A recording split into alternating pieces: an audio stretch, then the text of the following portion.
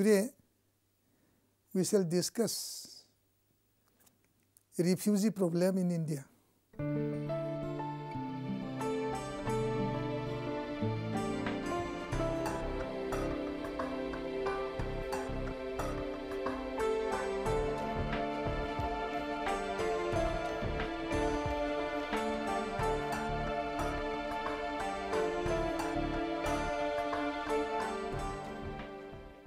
The dictionary meaning of the term refugee refers to a person who has been forced to leave his or her country, home, etc. for political or religious reasons, or because there is war or shortage of food, etc. A large-scale movement of refugee and other forced migrants has become a defining characteristic of the contemporary world. The recent history is marked by a large number of the people in many parts of the globe which have been compelled to leave their own countries and communities to seek safety elsewhere. This mass population displacement has attracted and appealed to the soul of the United Nations and its member states. The legal framework for the protection of refugees requires provisions to protect them during their status as refugees, to find a solution for their problems, to enable them to return to their home countries, and to make provisions to implement the principle of non-refoulement, that is, protection against compulsion to return to their home country if the threat for the prosecution continues.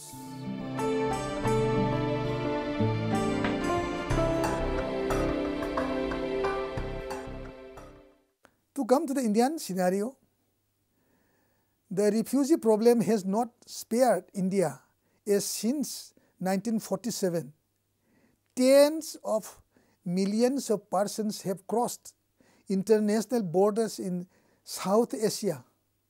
Almost every country in the subcontinent of India, either a producer or recipient of refugees, and in some cases both.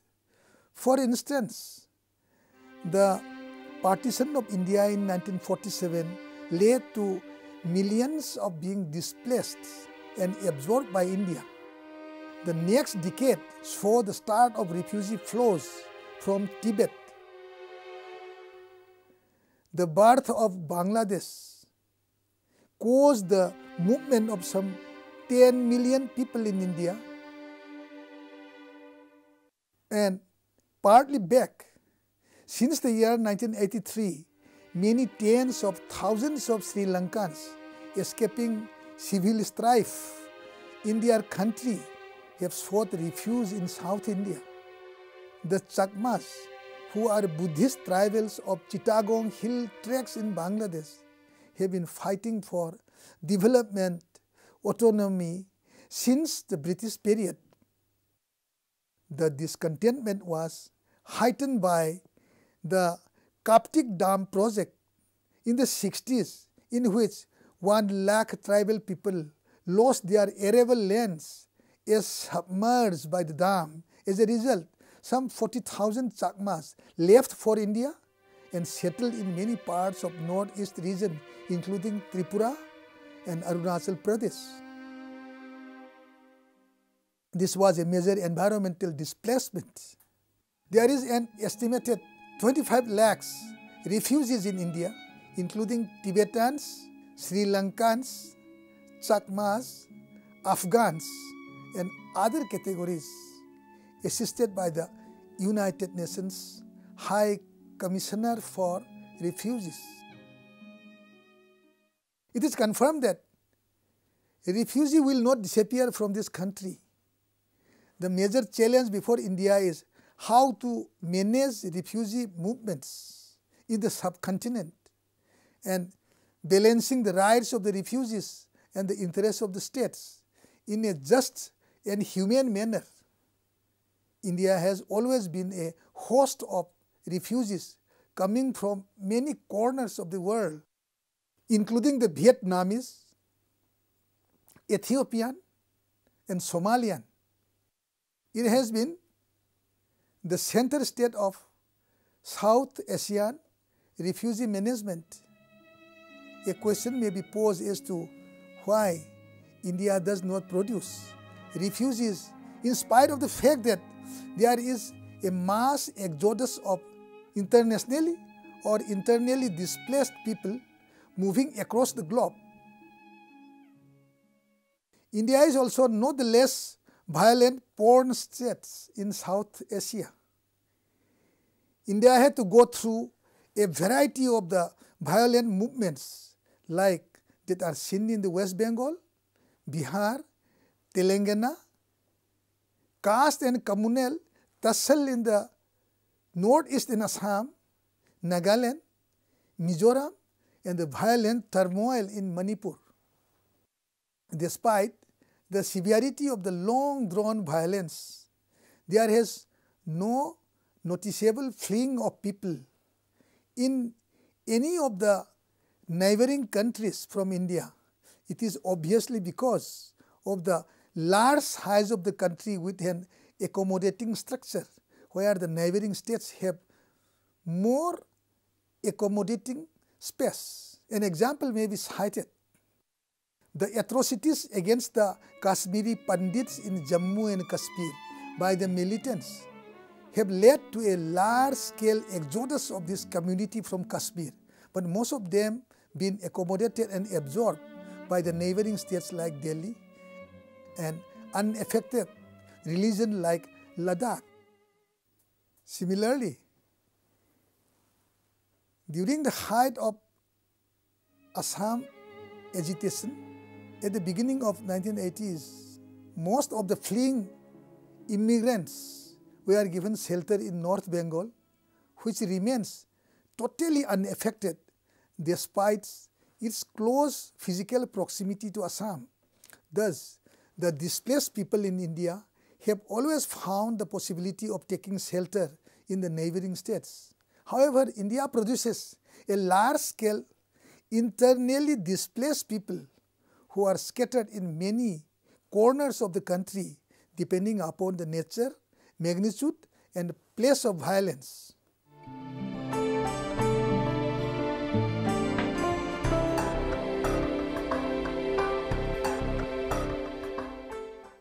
Now let's come to the status of refugees in India. India is not a party to the Refugee Convention of 1951 and 1967 Protocol, which relates to the status of refugees in some way or the other. The refugee rights in practice. India acceded in March 1979 to the two covenants of 1966 on civil and political rights and economic, social, and cultural rights. Many of the provisions are relevant to the refugees. However, it should be noted that India has reserved her right to apply her own municipal law in relation to the expulsion of the foreigners. Moreover, since the covenants are not enacted into Indian law, they do not have the force of law in India and are therefore not enforceable in the Indian courts. But courts may take them into account while interpreting the statute law. In the context of the refugee rights, it can be argued that Article 21 encompasses the principle of non-refoulement, which requires that the state shall not expel or return a refugee in any manner whatever to the frontiers of the territories where his life or freedom would be threatened on account of his race, religion, nationality, membership of a particular social group, or political opinion. It is also equally important to refer to the customary international law which imposes on the Indian judicial system for every state, whether a member of the 1951 convention or not, that the principle of non-refoulement, which is the customary norm of international law, must be respected. However, this customary rule cannot override an express statute like the Foreigners Act 1946, under which the Indian government has absolute and unfettered right to expel a foreigner. But in some cases, it is well illustrated that Indian courts have granted to the aliens and have been helpful when approached in respect of individual cases, which may be illustrated by reference to some decided cases.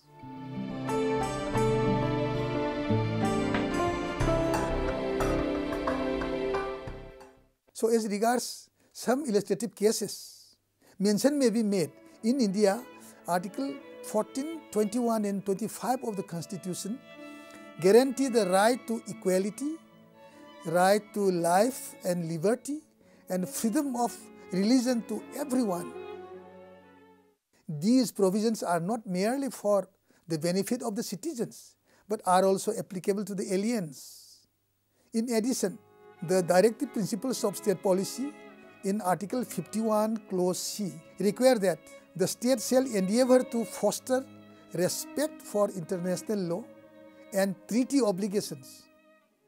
Even without being a party to 1951 Refugee Convention relating to the status of the refugees and 1967 Protocol, in India, the rights of the refugees to this extent are protected by the provisions which are made in the Constitution. In practice, the Indian courts have been generally helpful when approached with respect to individual cases where courts have stayed the deportation of the individuals when an application for determination of refugee status is pending with the United Nations High Commissioner for Refugees in Delhi. On some cases, the detainees have been granted leave to travel to New Delhi, where the office of the United Nations High Commissioner for Refugees is located, in order to seek determination of the refugee status. In Dr. Balbia Karlolkar versus Union of India, writ petition civil number 583 of 1992, 21 persons are likely to be deported from Andaman Islands to Myanmar the next day. The applications of those 21 persons were pending determination of their refugee status before the UNHCR Delhi. The Supreme Court ordered that they be not deported till the question of their status can be determined. The court further ordered that if any further relief to be sought, it may be sought from Calcutta High Court. The court hinted to the authorities to check whether their statements are true that the refugee status claim by them is pending determination, and whether a prima facie case is made out for the grant of refugee status, and further that their presence will not pose any danger or threat to the security of India. In another case, Khai Tun and 7 others versus the state of Manipur, Civil Rule number 515 of 1990, Guwahati High Court. The matter was detention of 8 Myanmaris refugees in Manipur Central Jail, Imphal, who claim their right to life as refugees under the Indian Constitution. Their claim was the right of protection against deportation under the international law, read with the fundamental rights guaranteed under Article 14, 21 and 22 of the Constitution. After hearing, the Guwahati High Court gave direction that the petitioners shall be released on interim bail for a period of 3 months. On furnishing their personal bonds of Rs 5,000 to the satisfaction of the Chief Judicial Magistrate Imphal, to enable them to go to Delhi for obtaining orders of refugee status from UNHCR Delhi. It was further ordered that immediately after their arrival at Delhi, they shall report to the officer in charge of the Parliament Street Police Station, New Delhi. The sympathetic attitude of the court to stay deportation order is seen in the cases of 8 Sri Lankan nationals who filed case before the High Court of Judicature at Madras, in Gurunathan and 7 others versus the Government of India, read petition number 6708 and 7916 of 1992. These 2 read petitions relate to Sri Lankan refugees, as they have apprehensions that they will be forced to go to their native place against their will. The Government of India has undertaken, in the case that Sri Lankan refugees will not be sent back to their native place against their will, and there will be no force to that process, the court ordered accordingly to relieve the refugees. Refugees during a time when they are under trial prisoners and at a time when they are convicted under the Foreigners Act of India had approached the courts in India to get some relief against deportation to their native land and had sought the relief successfully. This is well illustrated in Mr. Bogie versus Union of India, Civil Rule number 1847 of 1989 of the Guwahati High Court. In this case, the petitioner apprehended on expiry of the detention, if he is deported to Myanmar, his life would be in danger. The petitioner prayed for allowing him to go to Delhi to seek political asylum from the United Nations High Commissioner of Refugees. The High Court allowed the petition and allowed the petitioners to go to Delhi for making necessary arrangement by granting interim bail for a period of 2 months.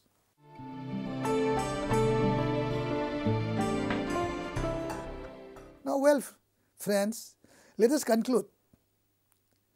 The rights accruing to the refugees in India are those that are available to all aliens under the Indian Constitution, namely the right to equality, Article 14, right to life and liberty, Article 21, freedom to practice and propagate their own religion, Article 25. Any violation of these rights can be remedied by the enforcement of these fundamental rights in the Supreme Court under Article 32 and to the High Courts under Article 226 of the Constitution. So, well, friends, this much for today. Thank you very much.